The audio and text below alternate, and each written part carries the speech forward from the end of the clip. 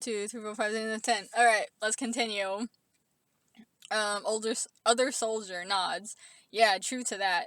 Oh, I'm not doing the British accent. Well, I said I wasn't. You gotta put in your own. This is another thing. This is meant to be an interactive story. That's what it was supposed to be. So, because like I said, I thought I was gonna print out copies and give it to my family and friends, and they were gonna laugh, think it was funny, and that they were gonna make their own jokes and their own ways of interpreting it and shit like that. Would never happen. So, if you want them to have British accents, you have to say it in your British accent and see how it would sound.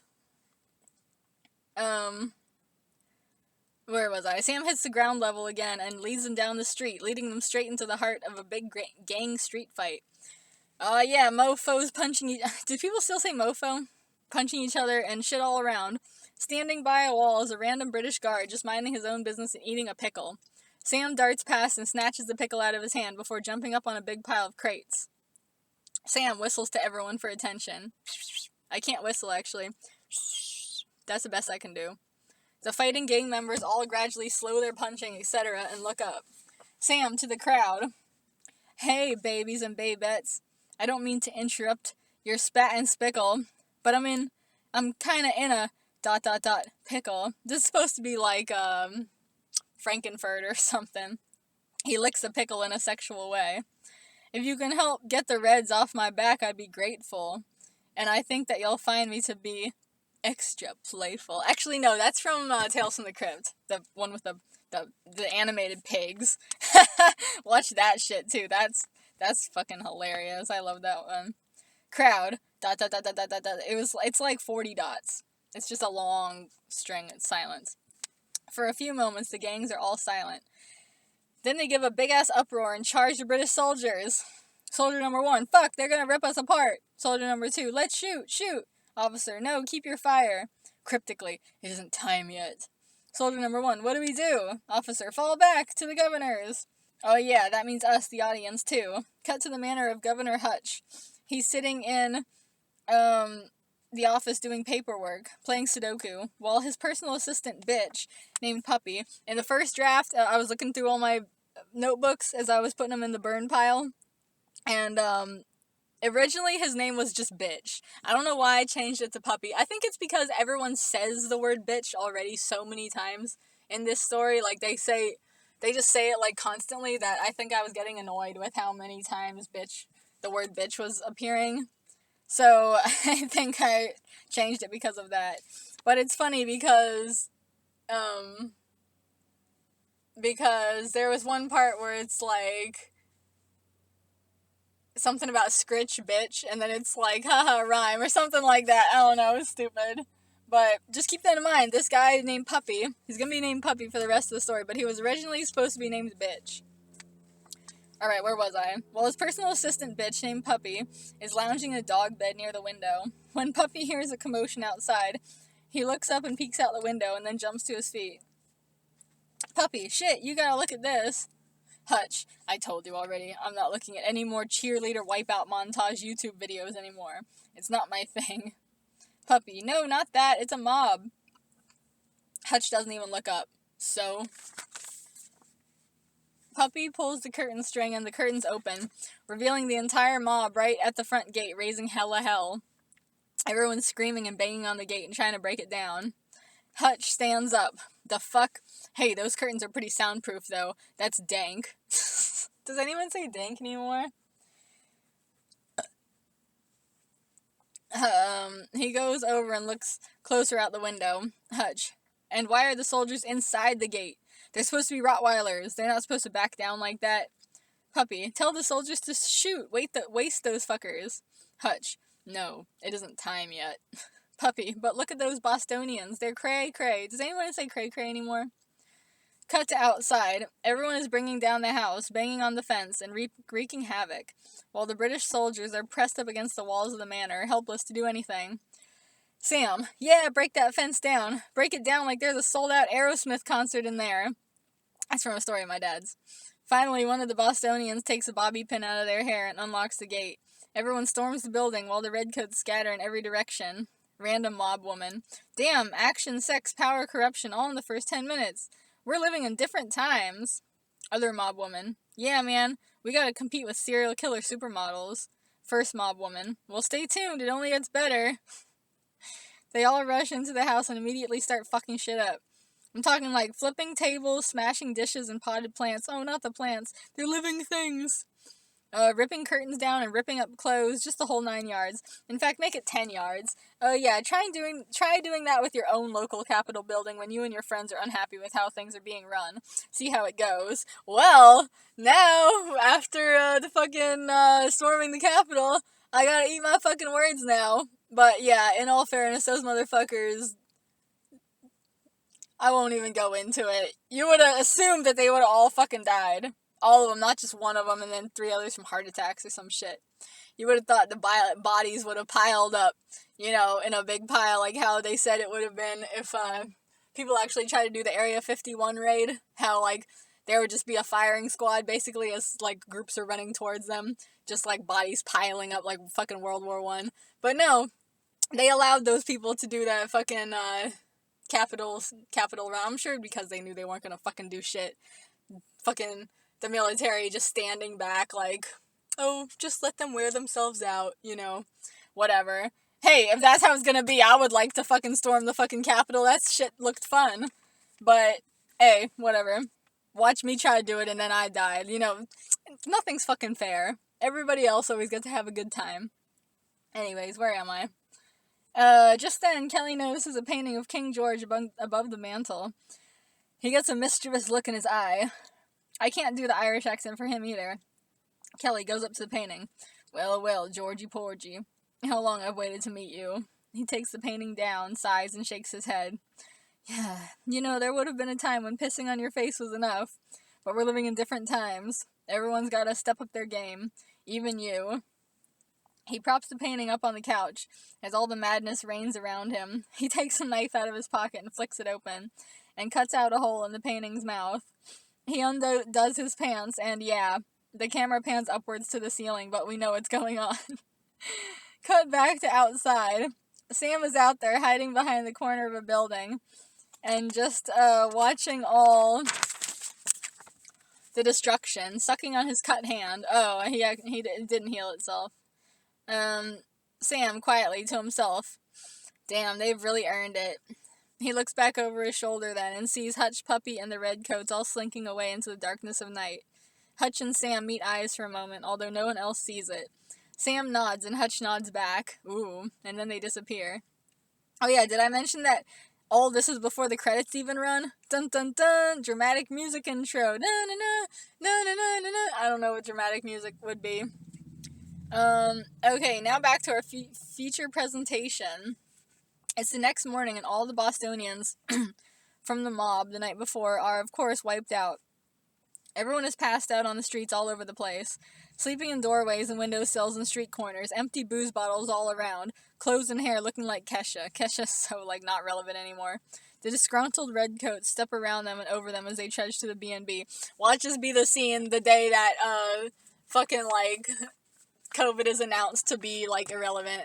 It's like, oh, we have reached 0 deaths from COVID. Everyone is free now, No more masks, everybody's good, everything's open. This is the scene the day after that announcement. Man, Halloween in the Castro from the 80s happening again. I fucking wish. We'll never have fun like that again, because everything's too tight. Ugh. Anyway, where am I? When they get to the bar, they push the door and it just swings open. People are sleeping all on the tables and the floor. A sleepy-looking guy with his shirt open and his ponytail in a sloppy mess at the side of his head comes wandering up to them. Guy, hey, you guys! We're not open yet, but come back later and we can set you up with some good drinking and some good ass. Soldier, no thanks. We just came to... Wait, what? Soldier number 2 jumps in, handing the sleepy guy a rolled-up paper. Here, give this to Sam Adams when you see him, and tell him he's been served. Sleepy guy quirks an eyebrow. Don't you have to serve someone to their face? Otherwise it's not official or whatever? You can't pass it through me. Soldier, look you little bar brat. His voice cracks. We're British, so we can do whatever the hell we want. I'm assuming the crack was on the Barb Rat thing, so it's like, Barb Rat! I can't do a voice crack. I can't do a lot of things with my voice. I'll never be a voice actor, that's for fucking sure. Unless they just want a character that sounds exactly like me. They turn and leave all huffily. Sleepy guy, rolls his eyes and goes over, shutting the door. Cut to slightly later in the day. JW is walking down the street with John Adams, and guess where they're going? JA. Yeah, And what the fuck did Sam do this time? JW. Well, I mean, I'm sure he didn't mean to. JA. Oh, yes, he did. He's a nasty little jerk. Ugh, just wait. The two of them go into the B&B and head to the back, where those little stalls are. JW lifts up a rug on the floor, exposing a trapdoor that leads down into the cellar. JW opens up the trapdoor. He's down there, but don't be too hard on him. He's had a long night. JA heads down the cellar steps. Hey, JW? JW, yeah? JA, kiss my ass. He slams the trapdoor in JW's face. That would have been me, too. It's like, don't fucking tell me what to do. He goes down into the cellar, muttering all pissed offedly to himself. J.A., Sam, are you there? Sam's voice comes from the other side of the room, slightly muffled. Sam, 1 second. J.A. rolls his eyes. Oh, sweet Jesus. He crosses the room over to the other side, where there's a crappy, grungy sheet hanging from the ceiling to act as a partition for some kind of privacy. But it hardly offers any at all, and he can see the end of the table behind the sheet. Sam sticks his hand out from behind the sheet and gives the one pointer finger. 1 second. Other male voice. Hey, don't cut into my time. Sam, relax, it's just my cousin. J.A. just stands there hella awkwardly, with his arms crossed, looking pissed off as hell, listening to the table creak on its legs as they finish having sex.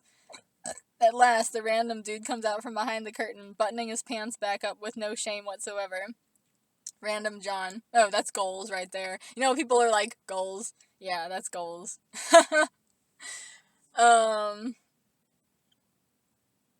Random John. So, cousins, huh? This is Boston, you know, not Jamestown. Ha ha. He laughs obnoxiously. Ha ha. Maybe it's like that. Nah, I'm not one to judge, so go do your thing. The random John slaps J.A. playfully on the ass as he leaves. J.A. doesn't even flinch. He just stands there mortified like a statue, with an expression on his face like Grumpy Cat. Sam pulls the curtain all the way back, sitting up on the table like everything's cool, straightening his clothes and stuff. Sam, hey, what's good, Jay? J.A. just glares at him, then he looks at the table and sees a bunch of bloodstains all over it. J.A., what the fuck have you been doing down here? Sam waves it off. Chill, it's not my blood. J.A., whose is it then? Hey, you know what else in this story? I'm kind of, like, correcting it as I'm saying it to be how I want, but, like, every time they say, like, we've, like, it's just we, and every time they say you've been, or like you've, it's just you been, not you've been. You know it's what I mean? It's like the have, it always gets chopped out.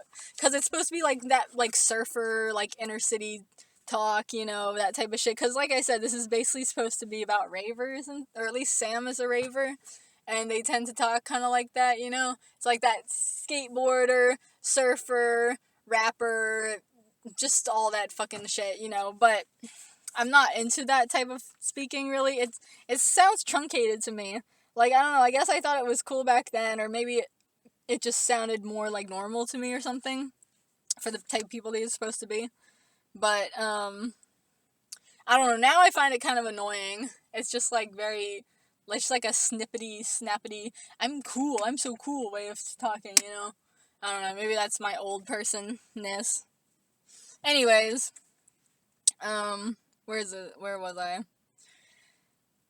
J.A., whose is it then? Sam shrugs. I let J.W. use it a couple times. J.A., well, that's really unsanitary. Sam, yeah, whatever. He lays on his belly on the table like a stereotypical 13-year-old talking on the phone. So what do you come to visit about? Want to get lunch? Want to play a little poker?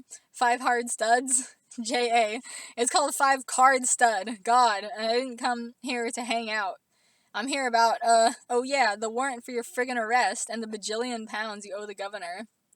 Sam, it can't possibly be a bajillion pounds. A bajillion isn't even a real number. J.A., Okay, it's not, but who cares? Even if you sucked and fucked from this moment on without taking a break to eat or sleep, you could still never be able to pay it all back. So yeah, it might as well be a bajillion. Sam, it's not my debt anyway. They wanted me to collect taxes, but me, I'm a free market capitalist. Oh, is he, huh? Well, I guess it makes sense. He's just a free hooker. I don't believe in taxes or pimps. J.A. Yeah, well, they're looking at you to pay off. Couldn't you have just got the money? You're good at making that dollar for the B&B. Sam, 'cause me and the boys earn it here. Hutch and them didn't earn nothing. Besides, if my friends can't pay up, I'm not gonna go all Scrooge on them. J.A., what's Scrooge? Sam waves it off without answering him.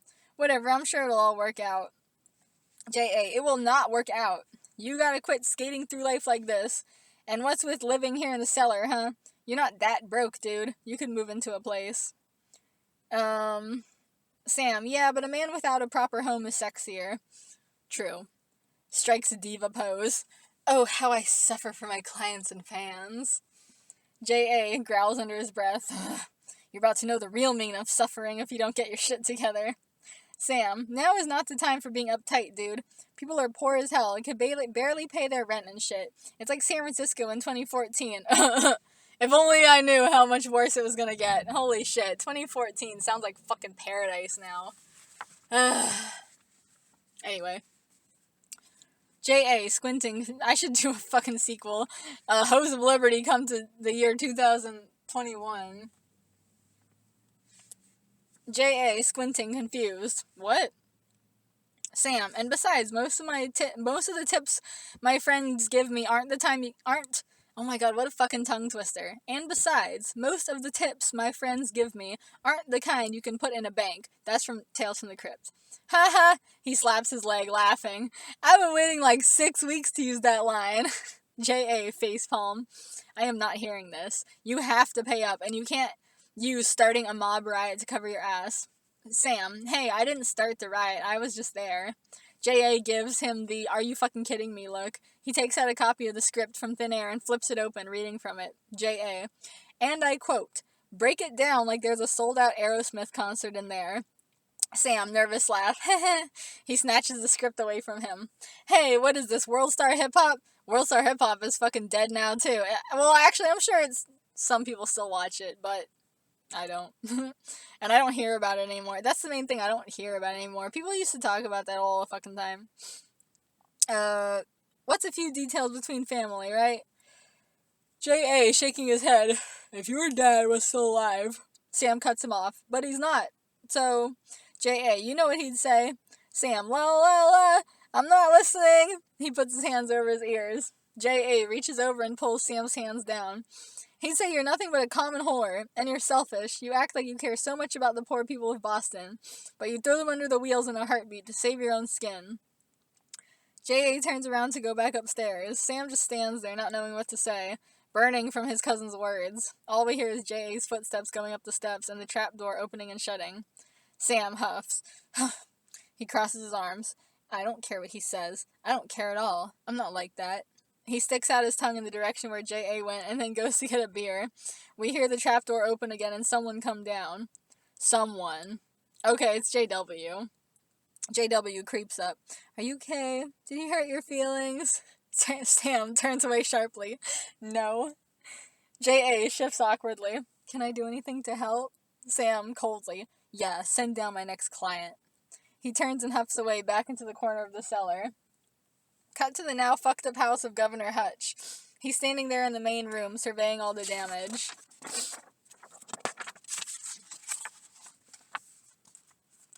I wish I had, numbers on the bottom of the page. I love page numbers. So satisfying.